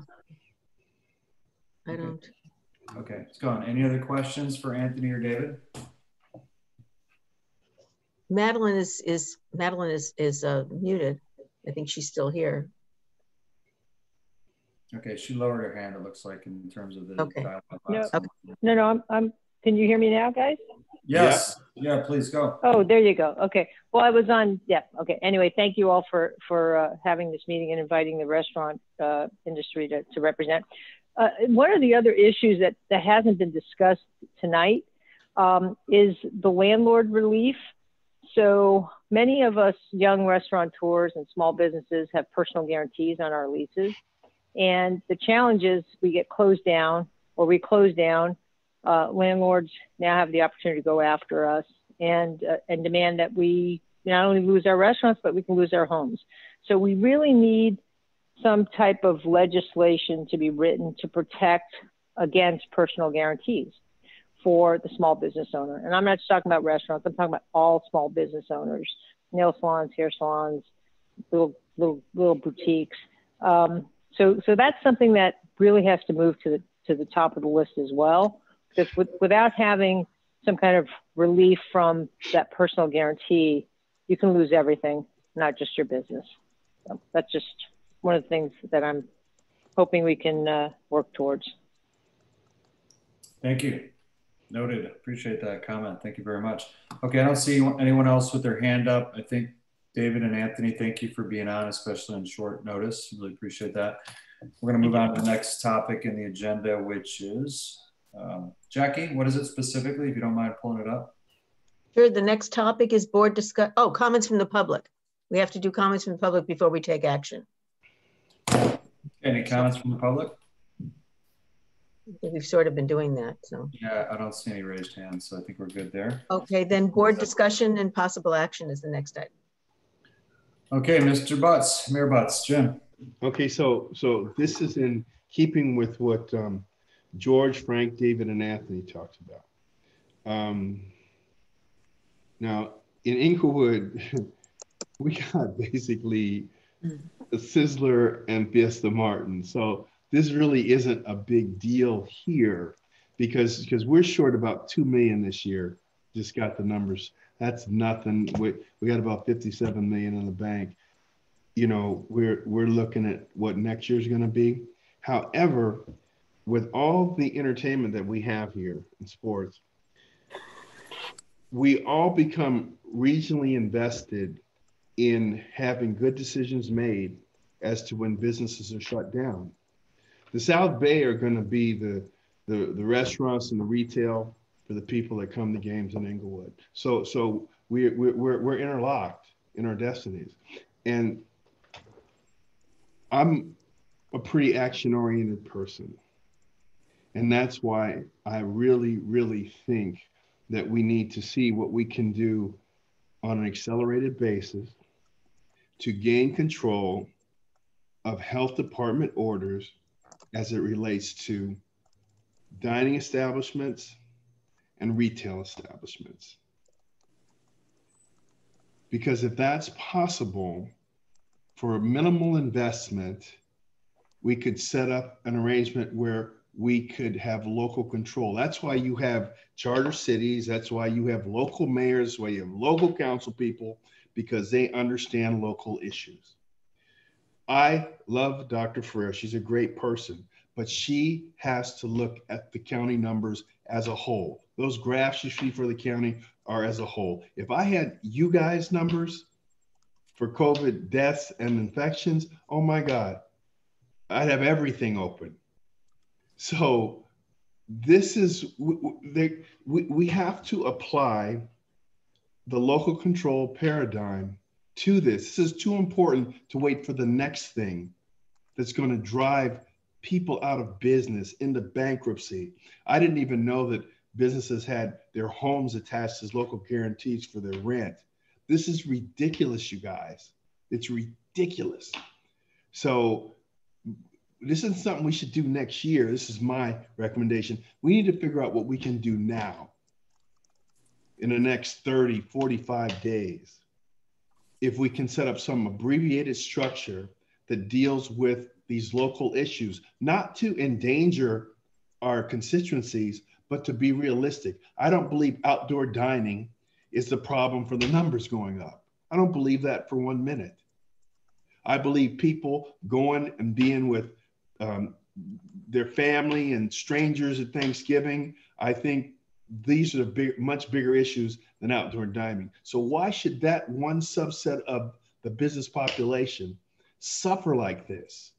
And all those low wage people that depend on those bussing tables and washing dishes and doing things in that industry, I just don't think that they should bear the brunt of this, especially if they're not the causation in the South Bay. Anyways, that's all I got to say. Thank you. Thank you, Mayor Butts. Noted. So you'd like to explore an accelerated way to gain control of the health department as it relates to restaurants and dining. Exactly. And retail. Thank you. And retail. And retail. Okay, got that. Council Member Horvath, you had your hand up. Yeah, I'll echo some of Jim's comments and say, we're not going to clearly be able to start our own agency, but he, it was mentioned that we are, it's broken out into spas, right? Kind of the same way we deal with the homeless issue. And I'm assuming our Spa A is the South Bay, just like it is for the homeless area. And if we are going to advocate for something along those lines at the county level, then maybe there is a way to advocate for some accelerated breakdown and consideration for the spas at the county level. I don't think we're going to get any help from the governor on this issue. We've tried. And so that, the higher up we go bureaucracy wise, the harder it is for us to get any action. I agree with what Janice was saying. We should all be mad as hell at the US Senate right now for having dragged their heels since June. That HEROES Act has been sitting on a desk for 5.5 months, and that could have had a dramatic impact on all of our communities. I know in Redondo we're giving CARES Act money to our local restaurants and or businesses as much as we can, but we're all hurting just like you guys are from a municipality perspective in terms of increased costs and expenses as it relates to COVID. What I was gonna though bring up, and maybe Jeff can weigh in on this, I was on a League of California Cities leaders call this morning, and in conversations about the California state budget, it did come out that that they underestimated the amount of taxes that were going to be coming in to the tune of like 26 billion. I think a lot of that may have been attributable to the fact that we weren't collecting taxes. There was like a 3-month holiday as COVID was hitting. And so where we can advocate for emergency funds right now, I don't think we're going to have any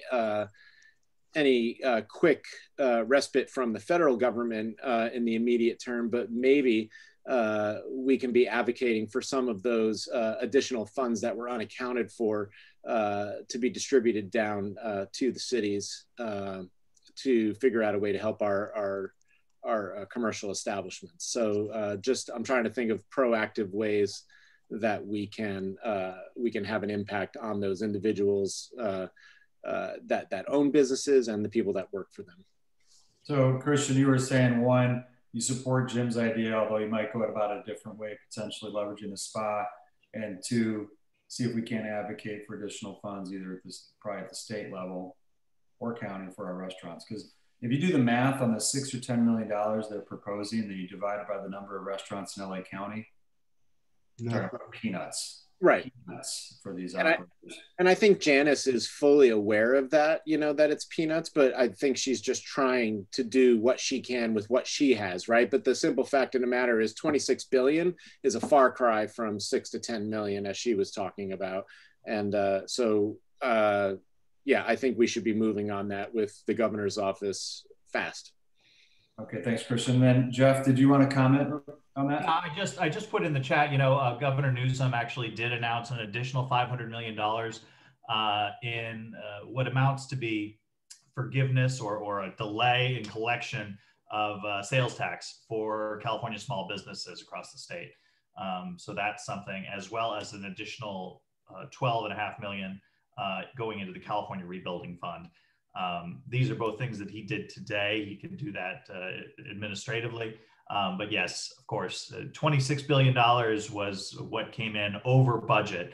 Now, a lot of that's going to go to schools because they deferred a lot of payments to schools. But that is absolutely something that we're going to be looking at as local governments need help to survive. And of course, our small businesses are going to need help as well. Thank you. Okay, we're going to go to Frank. Councilmember Zerunian has his hand up, and then Mayor Fury will go to you second right after that, okay? That's how you put your hand up. Frank, take it away. Thanks, Drew. First, I want to echo what Mayor Butt said, and I want to support such a thing. But let me tell you that we don't have 30 days. We don't have 45 days. Our action needs to be much faster. So we can be both strategic and tactical. Strategic is the long term, and we can definitely talk about this concept and getting control and the local control back. But right now, we need to be tactical, and we need to look for the short term. And the short term, and forgive me, Christian, for saying it this way, but it's not about the Senate. It's not about anything else. It's about our county and potentially our governor. We need that order, that the 3-2 vote, to change. We need our outdoor dining in places where the data does not support such a decision to change. That's what we need to be advocating. So from a tactical standpoint, allow me to say this: whether it's my letter that I wrote that Jackie has, or anybody else's letter that talks about what I talked about in my letter, it's not about me. I don't care whose letter it is, but we need to address this issue now to the Board of Supervisors and demand that they change their decision. And we do the same with the governor. If the ping pong is between the governor and the county, by the way, when you go to the governor, he ping pongs it back to the county, and it's a county decision. So I'm tired of all these games. Let's go to both then, but we need to make a record based on the science, based on the data, that the South Bay cities do not support what you do, and we need you to change your mind. We need to make this record. So that's what the immediate is, and perhaps the A letter can circulate among the cities. All of you that wish to participate can sign on. My hope is that every COG member signs on to such a letter and represent your cities and your people that elected you, and get them to hear us that the data and the science is not on their side, but on ours. So that's, from a tactical standpoint, what I would suggest. Thanks, Frank. One thing I heard the other day, I can't remember, maybe it was Mayor Fury that said it, or Mayor Bill Brand, that I think they'd spoken to someone, it could have been Janice, and for the first time in that person's political career, they heard all 88 cities in LA County being aligned on allowing outdoor dining. And sure, the cases have spiked since then, but that was what I'd heard. And we're going to turn it over to Mayor Fury. Thank you, Drew. And I find it ironic because I think Jackie and those who were members of the steering committee will remember that it was less than 2 months ago that we as a city of Torrance asked COG if there was interest from our neighboring cities in creating a health district or a health department, and it was turned down unanimously. But obviously things are different now. I agree with absolutely everything everybody said. Drew, it was Supervisor Hahn who said that. She's never heard of 88 cities agreeing on anything, but we all agreed on that. So And I think we have to do something fast, like Frank said. I think one of the things we should do, and Mayor Butts, we're going to push it onto you to put some pressure onto Holly Mitchell, because that can be done rapidly, because she's going to take her seat. And that may be the first thing that she wants to do for us. And we would certainly be grateful for that. I think we should do some kind of study to see if it's viable to use our spa system. You know, we are Spa 8, and apparently we have health directors of all of the different spas. Maybe they can be given much more authority as opposed to the county-wide authority. But I think, you know, we have to put the pressure on them. And, you know, if we let it go, we'll be back here in 2 months and somebody will say, well, you know, we thought about it, but we're not going to do that. We're not going to do that. Maybe we don't have to go to the health district or a health department, or maybe we can just do, as was mentioned, a restaurants and businesses. We'll take that over from the County of Los Angeles, take that under our wing. Although I know whenever we had any events when the health department was coming out to inspect before the event would occur, it was always, oh my God, the health department's on their way. They're coming out to make sure that we're okay. That was a viable event outside. I'm sure Hermosa, you guys had that same problem when you do your street events down there. We always had the health department in any big events we have in our city. And I know, Jim, you're going to have the same thing over there with every one of those facilities over there. The health department will be probably better known than you are. They'll recognize them even more so. But I think we should, you know, do these parallel steps rather than just do one big thought. I think we should go after Supervisor-elect Holly Mitchell to see if we can't get her on our side to at least revisit that. There's no evidence at all that there's no empirical data that says restaurants is where it's coming from. Collectively, I guess the food service industry looks that way, but we're talking packing houses and bottling companies and things that are totally off the hook. And you know, this was the worst time in the world to do it, not only just because of the holiday period, but at the same time, we knew there was going to be a tremendous surge over Thanksgiving. So our numbers are going to look horrendous. And whatever would have occurred at a restaurant would be benign. We wouldn't even notice it. It would just be under the carpet, so as to speak. So I really think we should look at it in two prongs. Like I said, go after Holly Mitchell and then go to the county and see if we can't get them to allow the spas to be the determinative factor on the health, and at least in those limited industries within our communities or within our spas, to much better regulate this. And then I think, as an aside, we should look to see if it's possible to create our own health department. But I know that's going to take time and money, and you know, we have no time and we have no money. Thank you, sir. Really appreciate it, Mayor Pat. All right, we got first up is Michael Kemps after Mayor Fury, and then John Cruikshank. Just a couple quick comments. One, I want to triple down the Peninsula group that got together that sort of sparked Frank's letter. I'm 1000% behind that. Two, it's absolutely unconscionable that the county would require effectively restaurants to invest tens of thousands of dollars implementing outdoor seating and then flip it last minute right before Thanksgiving. I just think that's insane. So I am interested in the long term. I think the short term is even more critical. So there you go. Thank you, sir. Appreciate that. All right, Councilmember Cruikshank. Thank you, Drew. You know, I'm going to agree with all my colleagues that just spoke there. I agree that time is not on our side.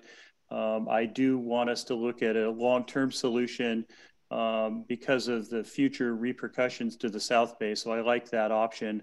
I don't want us to forget about our schools. Other health departments have included their schools, like Pasadena. And I think if we're going to go for something like that as a long-term solution, we need to include them. For me, there's nothing more essential than the kids in our schools. So let's not forget about that. Thank you. Thank you, sir. I think I've addressed everyone that had their hand up.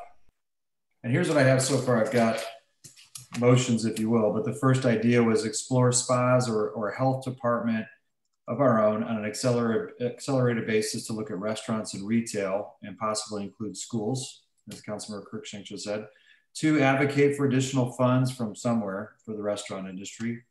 3, write the board of supervisors can actually, supporting outdoor dining. Sorry about that. And that's Frank's letter, could be a starting point. I know several of us have written letters in the past to county, state, board of supervisors. And then 4, put pressure on Holly Mitchell, the supervisor-elect. Did I miss anything? Yeah, Mayor Butts. Okay. Kenny. Okay. Two things I want to add. It went without saying that we need to do the global letter right now.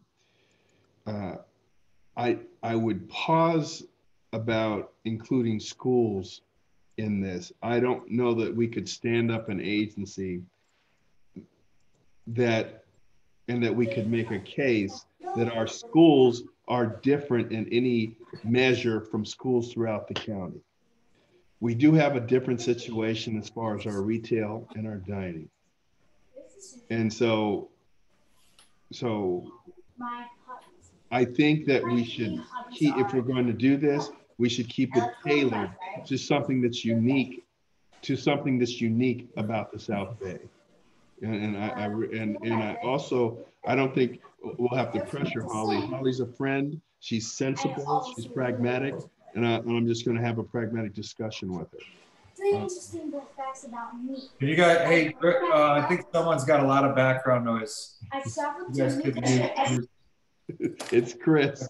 I didn't want to call Sorry about that. That was my colleague in the best city in the South Bay. That's right. That's right. I thought you guys might want the dance class going on in the background. I apologize. No, it's all good.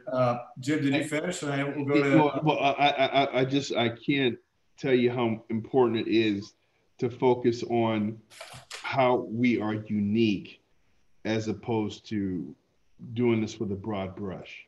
But anyway, that's my 2 cents. Okay, thank you, sir. All right, let's see. Who else had that? Mayor Pro Tem Pimentel, did you want to? Oh, sorry, Councilman Cow. Yes.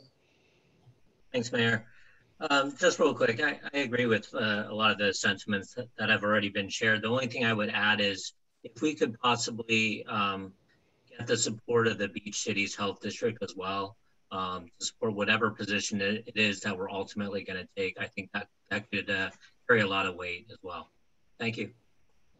I've got a note as item 5. Thank you, sir. All right, Mayor Pro Tem Pimentel. I would just add that we have made the pitch about the good governance stance previously of regionalizing and using whether it's the health district or the spa. We've made it directly to the state. We've made it to Barbara Ferrer. I am pessimistic that even if we add the mass of all of us writing the same letter, that it would change. This may be somewhat of a strange idea, but is it possible to join in with Pasadena into their district in a broader district? Is that a more efficient or expeditious way to do this? It's presumably, can you buy membership to the Pasadena Club? I guess is a bit of a euphemism, because starting up your own, when we explored this on Torrance's idea, the process looked lengthy and onerous and would have required about 14 different changes to the various administrative codes just to get the ball rolling. But conceivably flipping one contract to another might be more efficient. We would need a dance partner in that, obviously, but I think that you could probably make that make sense to them in some form or fashion. So I don't know if that's if there's any wisdom to that. I think Jackie, thank you, Chris. Jackie wanted to address that. Maybe Tom has an idea on that too. Okay, well, I would say that if you're going to spas, Long Beach, I think, is in our spa. So instead of going to Pasadena, it's easier to go to Long Beach, although they're following the county order, but still, that is something that if you're looking at a district that would conform to the spa. The one thing I wanted to ask actually is a parliamentary question for all of you. If you're asking Holly Mitchell to ask for a change, I guess parliamentary, she was not there for the vote. Janice can't ask, she was on the losing side. How do you get this issue brought up again? And I'm wondering, if maybe there's a way to put this in our letter or whatever, but it's not as easy as just saying, Holly, do something, I think. Mm-hmm. Well, can a supervisor put an item on the agenda with the notice period or no? I don't think I don't know. I actually don't know, but I don't know that she can't actually I don't think she can reconsider. Reconsideration has to come. Somebody on the winning side has to do it. I'd be willing to ask Phil to lease too. Yeah. Hold on, I think let's go to Councilmember Stern. Phil, you had her hand up. Well, I'm also just wondering, in pushing this forward through the Board of Supervisors, this is a 3-week order. So if we can't get anything turned around so quickly, maybe we can at least affect how they look at it when they revisit it in 3 weeks. So there is still just the possible. It doesn't look great for 3 weeks from now, as Supervisor Hahn was saying. We're coming off of the Thanksgiving weekend and then going right into revisiting how our numbers are. So maybe the answer is to at least look towards the 3-week time frame in trying to sway the opinions of 3 of them to continue to advocate for our restaurants. Hey, I got an idea. Thank you, Hildy. Okay, Jim had an idea, but we also haven't circled back on Chris's idea. I don't think anyone's answered whether or not we could actually, could we legitimately join Pasadena's health department? Or do you have to be geographically adjacent? What is the criteria? I don't think anybody here has the knowledge of that. Jacqueline might still be on, but I'm not sure, Jacqueline, if you have the answer to this from Beach Cities. Tom's on. Tom.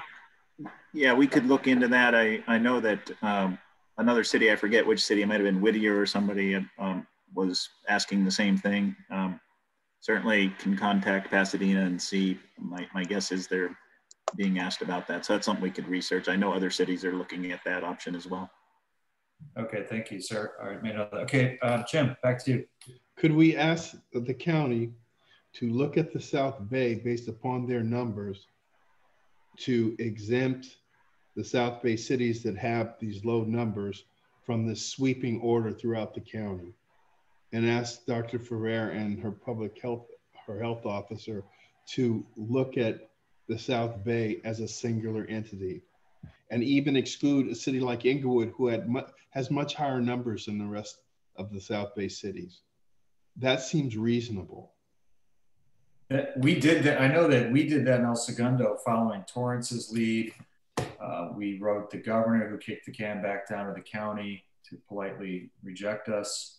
But we were using the same thing. Like we were lower than anyone in the South Bay at that point, with the exception of the peninsula. And we were trying to make the same argument, but that could be a good concession. If we don't get what we need, for sure, I would think. You know, Pat never told me about that. I'm so disappointed. All right, any other hands up? Because I've got 6 ideas written down here that I think someone might want to make a motion on and actually vote on tonight, since we're all gathered and we properly noticed. Okay, here, should I run through them one more time? Yes. I have explore spas or health department of our own on an accelerated basis to look at restaurants and retail. We have that one item about schools, whether or not we want to address that, Councilmember Cruikshank's addition. We have advocate for additional funds for the restaurant industry, wherever they might come from.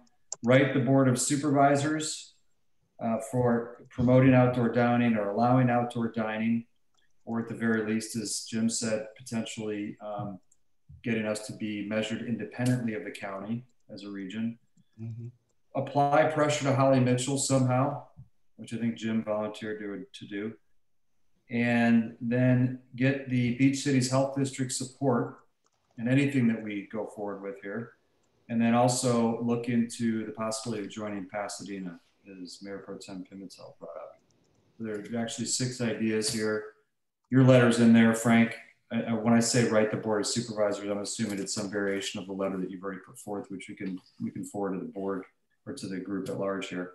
So anyone want to make a motion? We can't vote on this tonight, can't we, Jackie? Yes, you can.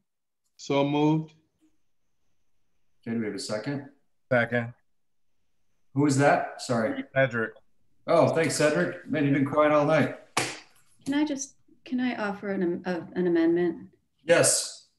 I just want to reconsider adding the schools in there, because many of our cities do the school district very, very differently.